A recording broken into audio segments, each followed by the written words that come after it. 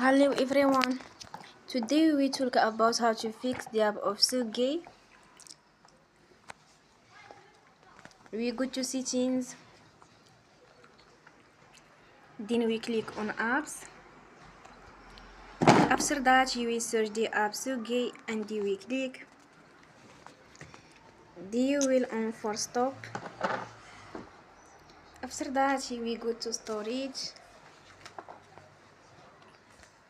Then we click on clear cache.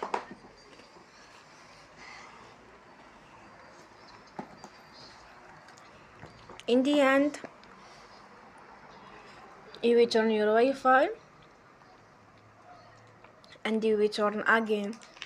Don't forget to support us by like and subscribe. See you next time and thank you for watching.